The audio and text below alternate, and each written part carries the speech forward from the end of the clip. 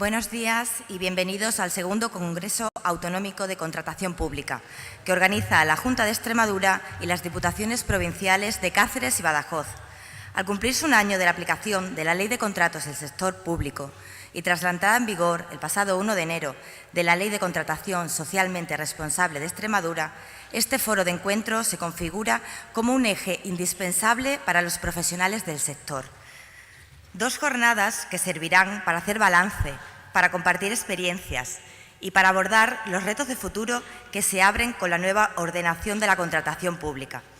La relevancia de la contratación pública se refleja en la recomendación de la Comisión Europea, que asegura que es necesario garantizar la aplicación eficiente de las normas de contratación pública en todos los niveles, para sacar el máximo partido a este instrumento esencial. En primer lugar, toma la palabra el vicepresidente segundo de la Diputación de Cáceres, don Alfonso Beltrán Muñoz.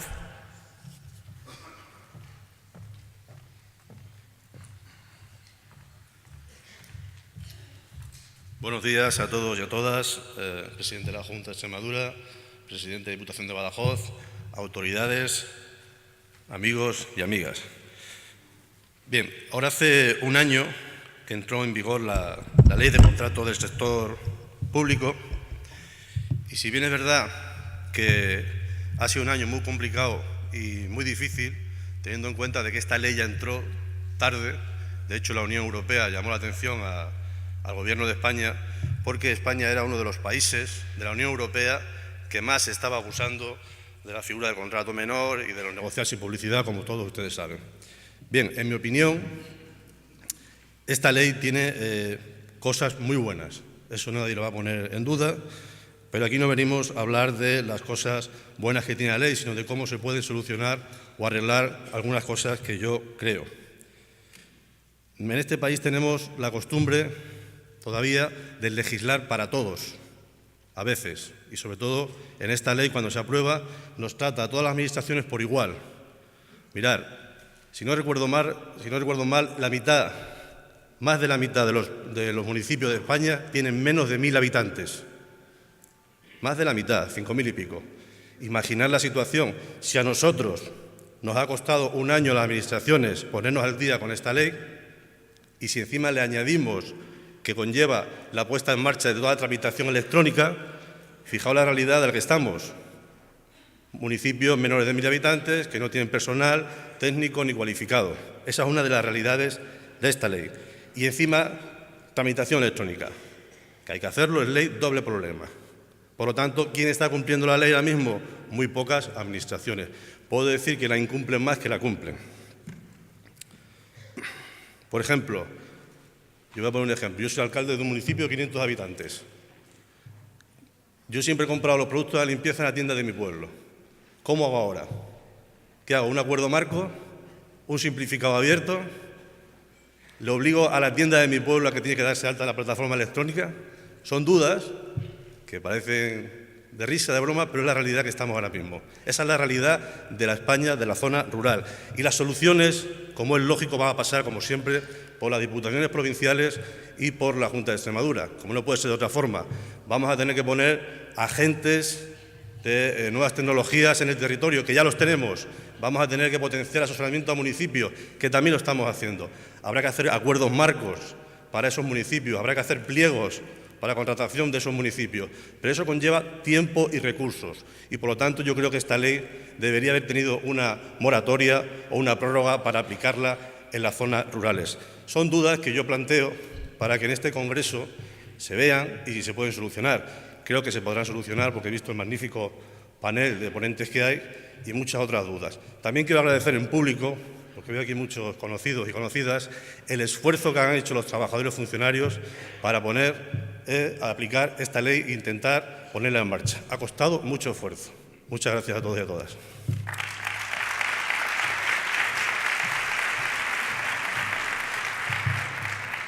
A continuación, toma la palabra el presidente de la Diputación de Badajoz, don Miguel Ángel Gallardo Miranda. Bien, buenos días, presidente, vicepresidente de la Diputación de Cáceres. Bienvenidos a todos a este congreso, un congreso que yo creo que es muy acertado, que se impulsa desde la Junta de Extremadura y donde las diputaciones hemos querido colaborar, cooperar y coorganizar. Yo creo que cuando hay algo que nos preocupa y ocupa a todos, y cuando digo a todos no solamente me refiero a las administraciones públicas y sus empleados públicos, sino también a empresarios, a técnicos, en definitiva, a todo el sector, es importante que se realicen actos como este donde se puedan poner puntos de encuentro. Y como bien decía mi predecesor, ya ha pasado un año desde la entrada en vigor de la Ley de Contratos. Y como conclusión positiva, puedo decir que una mala ley nos ha hecho ser más fuertes. Una mala ley nos ha permitido, nos ha obligado, pero también nos ha permitido ponernos a trabajar de forma conjunta para intentar paliar los efectos que pudiera tener. Yo creo que a estas alturas nadie reconoce esta ley como una ley positiva para el sector público, mucho menos para el mundo rural, donde destroza claramente en los contratos menores el pequeño tejido productivo en forma de pequeñas empresas, y son estos foros los que deben de servir para que expertos, también empleados públicos y empresarios, puedan sacar conclusiones para posteriormente elevarlas al legislador. Estamos en tiempos electorales donde, lógicamente, ahora es necesario que se produzcan las elecciones, se conformen los gobiernos y también los parlamentos para que posteriormente se puedan promulgar leyes, se puedan elaborar leyes. Pero esta debe ser una prioridad de todo el arco parlamentario que salga como consecuencia de las elecciones del 28 de abril. Y debe ser una prioridad porque probablemente ya hay estudios sobre el impacto que ha tenido a lo largo de este año en aminoración de obra pública. Y la obra pública representa crecimiento en un país, en una región o en un pueblo. Y esa aminoración tenemos que medirla para medir el impacto y, por lo tanto, cambiar la ley. El 20% del PIB de este país es consecuencia de la obra pública. Por lo tanto, estamos jugando con las cosas del comer y, por lo tanto, tenemos que mejorar la ley para poder, en definitiva, mejorar la productividad del país. Desde la Diputación de Badajoz sabíamos que esta ley iba a ser mala, no porque fuéramos más listos, sino porque a través de la Fundación de Democracia y Gobiernos Locales y sus expertos nos estaban indicando claramente las luces de alarma. Por eso, de forma anticipada, pusimos la plataforma electrónica, la plataforma de contratación electrónica que nos ha permitido, en gran medida, paliar los efectos de la crisis. Y yo me siento contento como presidente de la Diputación que haya 148 entidades que se acogieron a esa plataforma, con lo cual aminoraron los efectos de la misma en el mundo rural, que es donde más dificultades existe para poder llevar a cabo la ley, pero que la ley es de obligado cumplimiento. La ley no podemos decir no la aplicamos porque es de obligado cumplimiento. Por eso esa plataforma de contratación digital ha permitido la adhesión de esos municipios, de la misma forma que más de 800 empresas extremeñas estén adheridas, la gran mayoría pymes. Por lo tanto, creo que esas son las buenas noticias de una mala ley que, insisto, creo que hay que mejorar precisamente para que siga mejorando nuestro país. Y yo quiero agradecer, como también lo hacía el vicepresidente de Cáceres, a los empleados públicos y a las empleadas públicas. Han hecho un esfuerzo ímprobo por adaptarse a una ley para que en las instituciones donde están trabajando no quedaran paradas. Han hecho un esfuerzo enorme, mucho más allá de la jornada laboral. Y lo puedo decir por la propia Diputación, por mi propio ayuntamiento. Por lo tanto, inmenso agradecimiento a los empleados públicos por ese esfuerzo para que los efectos hayan sido menores. Y desde luego, enhorabuena a la Junta, porque cuando ha buscado la colaboración y la cooperación de las diputaciones para la celebración de este congreso, ha sido precisamente para que todos los sectores implicados podamos hablar, podamos sacar conclusiones y lo fundamental. Primero hubo un congreso, este es el segundo objetivo común, que no separe Extremadura. Y yo creo que se ha logrado. Muchas gracias.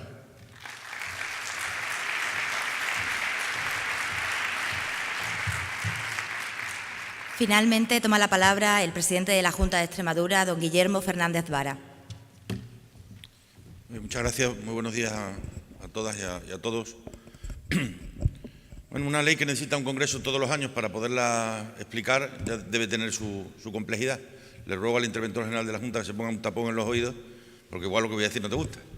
Pero lo voy a decir porque lo pienso, ¿no?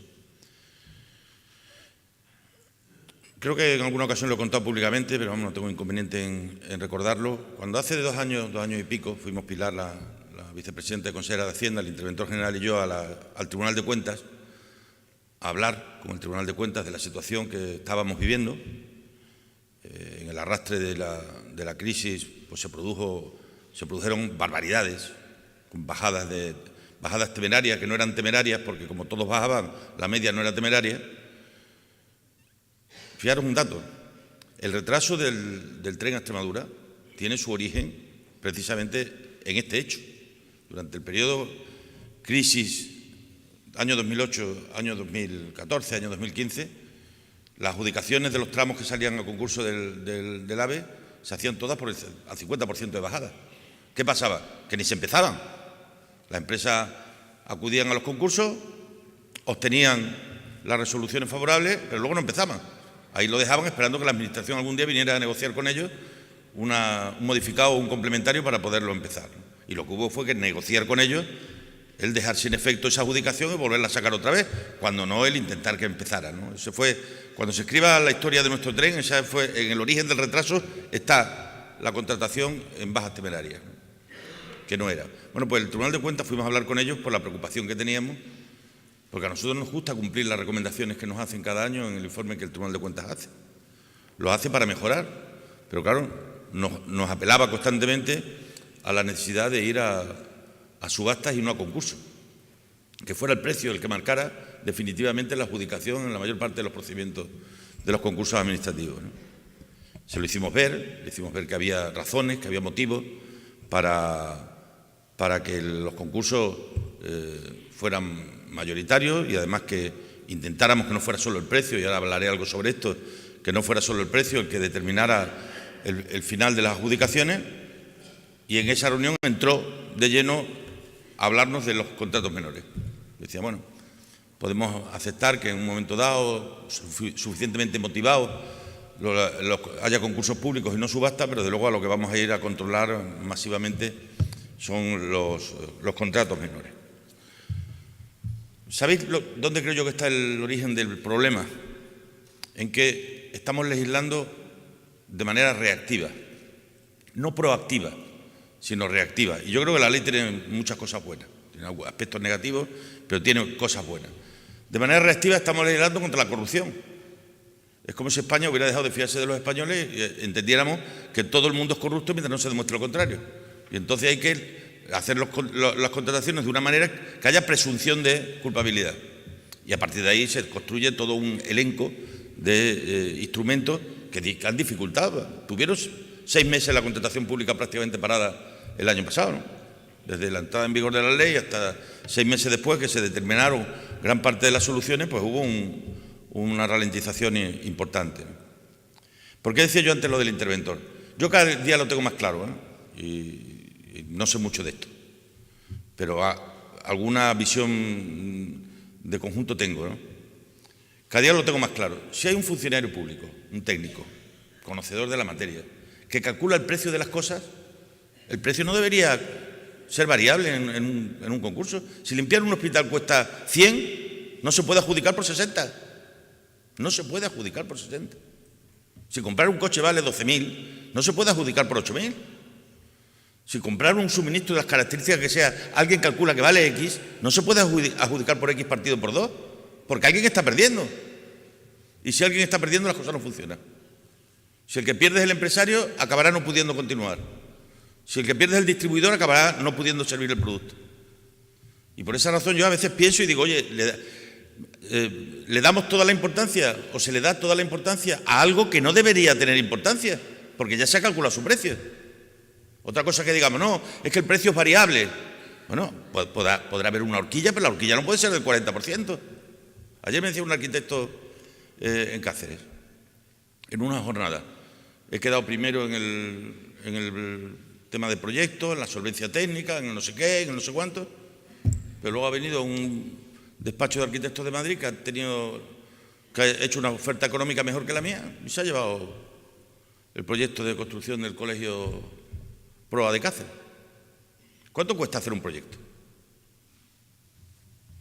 Podrá haber una variabilidad mínima, pero no podrá estar sujeto a tantas modificaciones para que al final sea quien decida lo que cuesta hacer una determinada inversión o un determinado proyecto. ¿Con esto qué digo?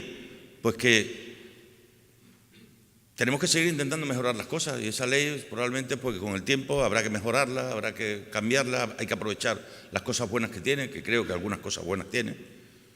Obviamente hay que decir que también vivimos en un Estado de Derecho donde hay que ir a procesos de transparencia, por eso yo creo que todo lo que significa la administración electrónica y la contratación electrónica pues se acaba imponiendo para que la información esté ahí y esté disponible y abierta a todo el mundo que lo quiera hacer, ¿no? Pero yo no renuncio a una batalla en la que a medida que en Extremadura vamos teniendo más empresas preparadas y formadas y capaces en todos los ámbitos, pues haya espacios para que puedan tener las contrataciones sin que sea el precio el único elemento que les deje fuera porque no puedan competir con empresas grandes que a veces vienen a pérdidas, a sabiendas que lo que buscan es quedarse con el mercado y una vez que se han quedado con el mercado y están ellas solas te suben el precio. Eso es algo que en ocasiones nos encontramos con alguna frecuencia, ¿no? Y por esa razón yo creo que tenemos que intentar buscar el término medio, que es donde suele estar la virtud, y desde luego, y me gustan las características de esta jornada y de las que se celebró el año pasado, porque nos ayuda a todos. Hoy vais a poner aquí encima de la mesa cosas que sin duda nos van a venir bien a todos para poder administrar mejor, para poder resolver mejor, ¿no? El objetivo que todos tenemos, ¿cuál es? La pureza de la administración, que la administración funcione, que las cuentas cuadren. Pero si en ese contexto somos capaces y dentro de la legalidad de proteger lo nuestro, porque ya sabemos las empresas que vienen de fuera a lo que vienen. Vienen a desarrollar un trabajo, a cobrarlo y a marcharse. A mí me parece muy bien y yo defiendo mucho nuestro país y obviamente la libertad de circulación de cualquier español, venga de donde venga. Si yo defiendo que un funcionario de Extremadura, si quiere poderse ir a Valencia, no puede ser tan difícil como es ahora, como no voy a defender que las empresas de fuera puedan venir aquí, ¿no? Pero esta región la tenemos que construir y si nos miden en términos PIB, en términos de Producto Interior Bruto, tenemos que hacer todo lo posible por ayudar a aquellos que dejan aquí su fiscalidad, que dejan aquí su esfuerzo y que dejan aquí su inteligencia, ¿no? Y en ese sentido tenemos que ver a ver cómo poder conciliar una cosa y la otra. En fin, eran haceros estas breves reflexiones y que tengáis un buen día. Muchas gracias.